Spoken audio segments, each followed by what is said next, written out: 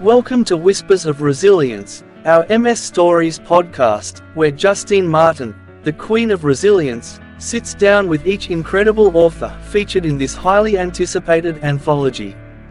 In this captivating series, we delve into the depths of each author's chapter, exploring the hows and whys behind their desire to share their experiences with multiple sclerosis. Prepare to be inspired as these courageous souls recount their triumphs, their challenges, and the resilience that fuels their spirits. Welcome back, listeners, to Whispers of Resilience, our MS Stories. Today I've got with me Colleen, one of our amazing authors. How are you, Colleen? I'm good, thank you. Very well. That's good. Now, it's been a little bit of time has passed since you wrote your chapter. Mm-hmm. Yep. So why did you want to write your chapter and contribute into the book? I guess, well, I like writing anyway, so that for me was an attraction. But we all have a story, I think. We have a life, and in that life we have lots of little stories, and MS is certainly a part of my story. And so my chapter is actually a part of that story, and it's only a part of my MS story as well, because it's huge, really. I mean, I've had MS for 25 years, but it's, all those little stories within. And that's right. Yeah, and I guess I wanted to share that. And I wanted to tell my why as well, I think we've all got a why and how we are who we are. I mean, I guess I thought it was an opportunity to share that or explain it. Yeah, so we became part of the community in the writing groups. True. Yeah, which was fantastic to see, because we're all from all walks of life, yet we all used to get together 2, 3, 4 times a week and go through our chapters and where we're up to, what we were stuck on. Yeah. And even that was another journey, Yeah, that's right. Yeah. It definitely was. And the editing process, well, we won't go down that one, will we, Colleen? No, we'll leave that as it is. That we will. Was there something that you wanted to write in your chapter, but you either didn't put it in or you forgot to put it in, that you might like to share now? I don't think I forgot exactly. Don't know how to explain it, but family are a huge part of the MS journey itself. I mean, they come with us, don't they?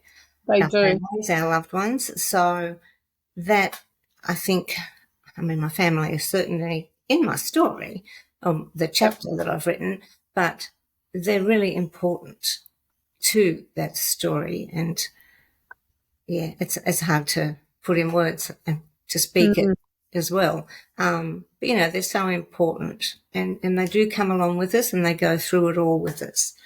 And that's right. They're so important. And I guess I didn't pull it out in my chapter, but they're there, and I guess that's something that's not really there, in the chapter that I've written. Didn't go into a lot of detail. No. So I was telling a story, and while they were important in it, you can't sort of pull out every little piece, because there's more as well, of course. Oh, yeah, this just brushes the surface, doesn't it? Yeah, it does. But, it's an opportunity, and then you realise how many other stories that we do have to tell that we can share as well. So that's right. And I know quite a few of you, quite a few of the authors have gone through, and now they've got the bug of writing. They want to write memoirs and tell their whole story rather than just that little as a book. As a book, as a bigger book. There's about 6 of them that have gone ahead with that. So maybe that's something you might like to consider down the track as well, Colleen. Maybe doing writing more on your story, more in depth, and not just about the MS, but going back prior to that, which a lot of people are actually doing. Now, if you could give some words of advice to someone newly diagnosed, what would it be? Advice? Well, I'd tell someone, I guess I'd say to somebody who's newly diagnosed, I'd tell them, you'll be okay. You'll be okay. Because a lot of people I don't know, they worry about their future a lot, and we all do, and we all have. But you'll be okay. That's what I would tell somebody. And I'd also tell them perhaps follow your instincts because it's your body and you really do know yourself better than anybody and you can trust yourself to make a good decision for you. So trust your instincts. If you feel something's not quite right, well, maybe it's not for you, you know. Mm-hmm. And another thing that I certainly sort of found a challenge, I guess, myself. If you're feeling low, you're having a bad day, maybe your body's not behaving, not playing nice. Not doing what it's meant to do. Yeah, and if you get somebody offers to help or somebody is being kind, accept that. Don't think that that's a weakness or, you know, don't reject it because I think I kind of did. You know, you're like, no, I'm okay. Well, you know, accept that offer of kindness, you know. Just accept it because it's a beautiful thing and it's a little sort of a blessing. If it sounds a bit weird, but it is. It's a lovely thing and accept it. Agree. Yeah, you know? I agree. You know, asking for help is a sign of strength, never a sign of weakness. That's right. That's another thing, yeah, and turning it the other way. Yes, ask as well. If you need help, ask for it. Yeah. It's so hard. A lot of people will offer, or just let me know and I can, you know, how can I help and that. And at the time, our pride gets in the way or it's like, oh, no, I can do that by myself. And it makes everything so much harder and so much longer when you try and do it yourself often. That's true. Asking for help. And sometimes it's hard to ask for family or friends for help. And that's where, you know, NDIS comes in. Well, there's that. We're lucky to have the NDIS. Yeah, and, you know, apply for your NDIS if you haven't already. And if they have knocked you back, apply again, appeal. And, you know, no one knows what it's like on your worst day than you. No, that's true. No one knows. That's true. You can't say it more plainly than that. Nobody knows except you. Yeah. And you don't know until you're faced with the situation, you know. So, I mean, even all of us in, you know, the community that we built with all the authors and that, we all still have different days to each other. We may have that common thread or we have that common thread of all having MS, but it affects us all differently. What are some of your major symptoms, Colleen? Pretty okay. Heat intolerance is the thing that bugs me, you know. So summer, I just don't like summer. So that's my main. It's a huge thing. And I guess I wish I could run. I can't run. I don't think I could run before I got MS. So that's what I was going to say. No, I couldn't do it before either. But it'd be nice to think that I might be able to. And so you lose that as well. Like, you know, like I couldn't really do it before, but I could try. And now I can't even really try because if I try, I just do this kind of this very fast, well, not even fast, this weird walk. It's I'd face plant is what there's that. Yeah, like you lose your legs, don't you, if you try to run? It's like they're not there. Oh, well, I do. Yeah. They can, it's like they're just not there. It's like. So heat intolerance is one of your major symptoms? That's huge, yeah. That will wipe me out. And what else? I'm doing pretty okay, actually. So it really is the heat intolerance. That's the only thing I can really think of. Let's talk about that.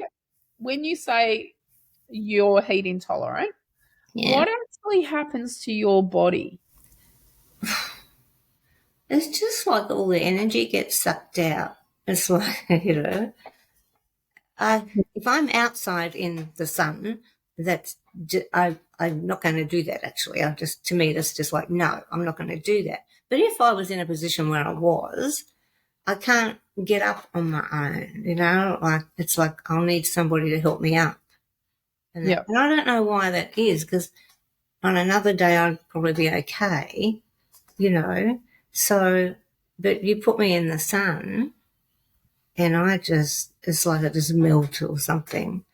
The same thing happened to you when you got a temperature? Well, if I get an illness, yes. Any sort of virus or something, that can knock me as well. Yeah, so that's something. When your core body temperature raises with Yes. MS. Yeah, there's something going on there, and I wish they'd figure that out. Yeah, And I think I don't know. I don't know if you call it a symptom or what it is. I it's don't know. definitely a symptom. Yeah, and yet others suffer with the cold, but they have the same. It's debilitating, you know. So, and that's the one thing that will get me.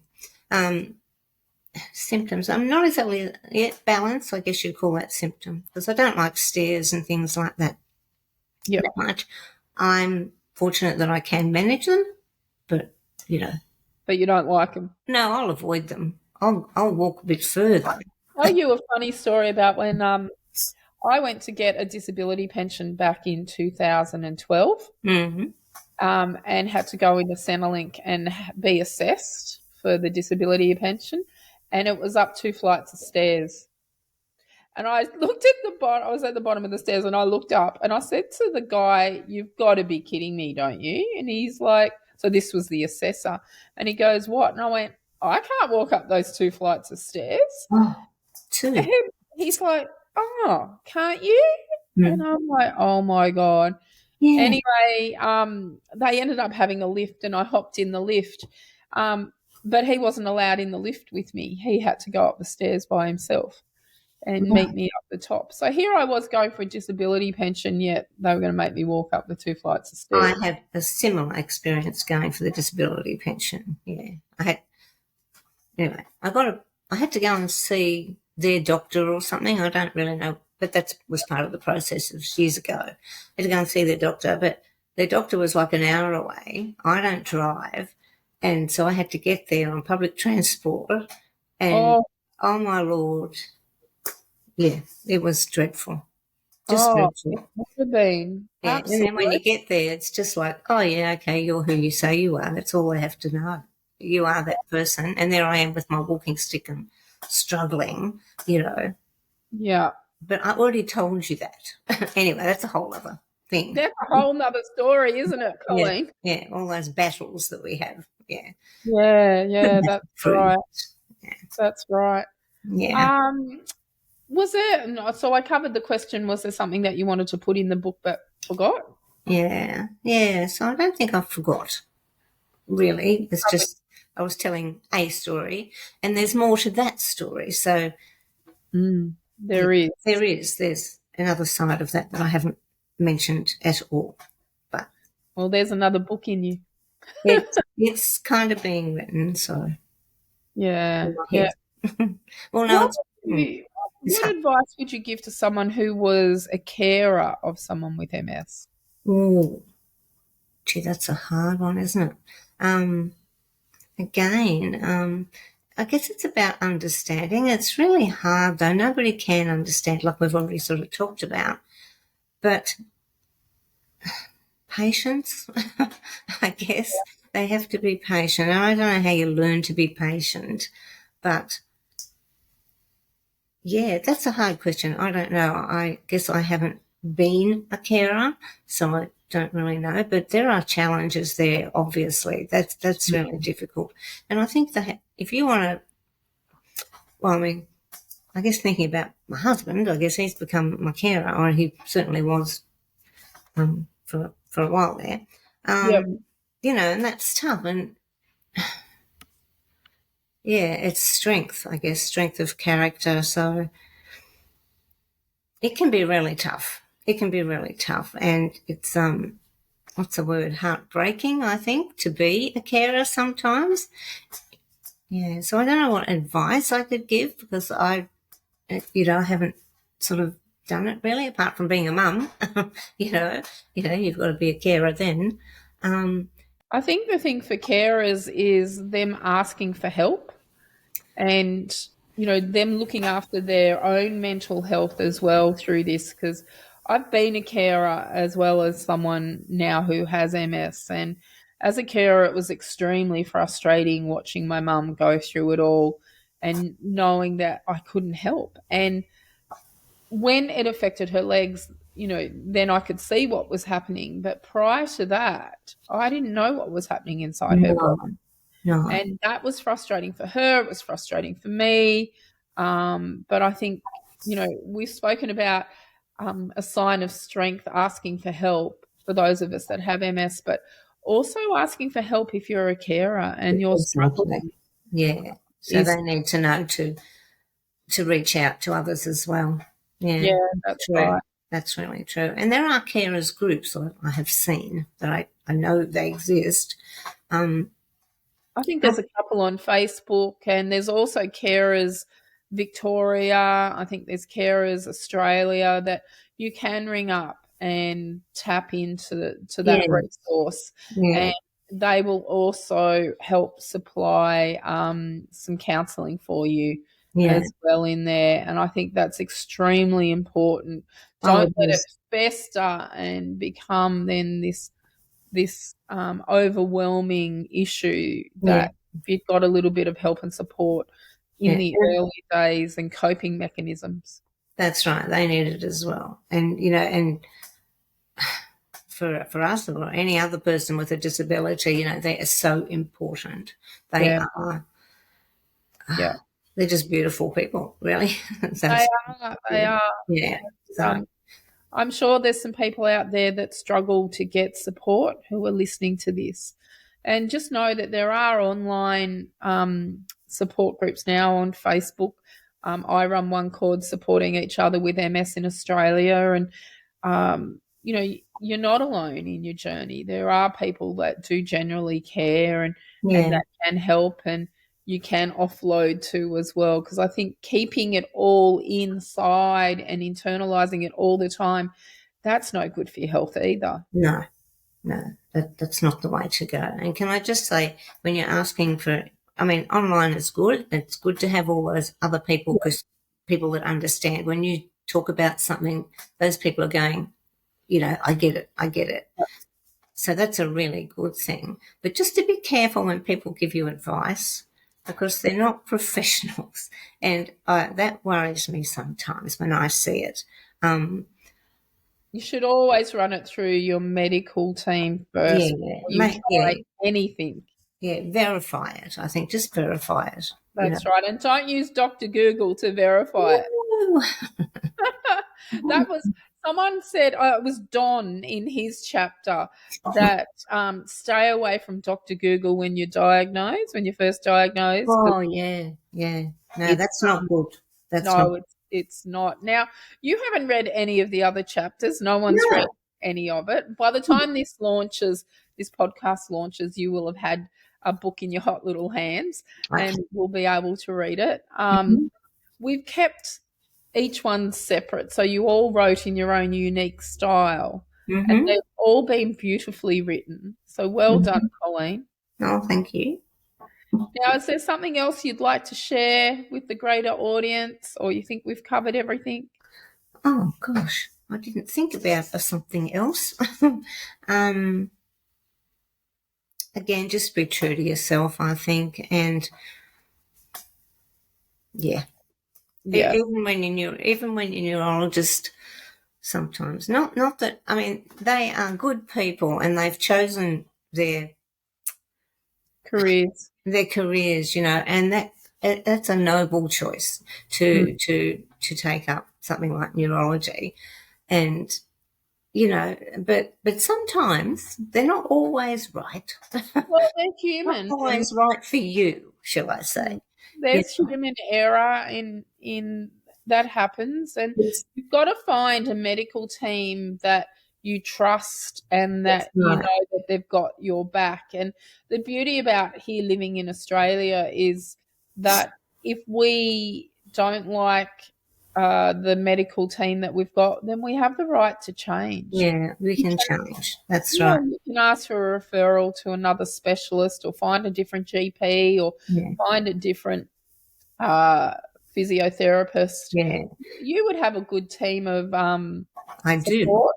I do. I have a wonderful team, and I don't know whether I just got really lucky because I have a personal trainer, I have a neurophysio, and they're kind of my key people, but I have support workers as well that just help me to get out, because I don't drive. So they're wonderful, so it's great. And it means that I can do what I want to do, and I'm not imposing on my husband all the time, and I lead a support group myself, and my husband has come with me to those, but, it's a lot, and while he's interested, of course, through me, he doesn't necessarily have to come and spend that much time with people talking about MS and things like that.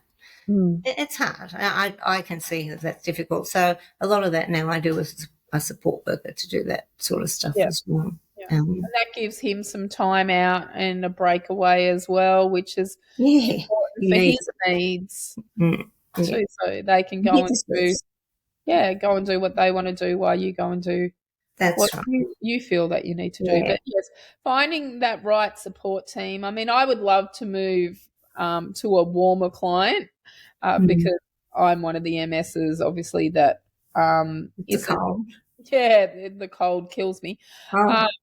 But to move to another place and relocate and then build that health team again. Oh, no, that's frightening. It is frightening. It's terrifying. It's hard. And just speaking with other people that don't have the same supports, But I think if you find it, and that's the thing, you got to keep it. And so it's like you don't want to lose it. It gets scary. That's it. And I've learned not to become attached to support workers because they're the ones that we go through the most. Yeah, that's true. That's true.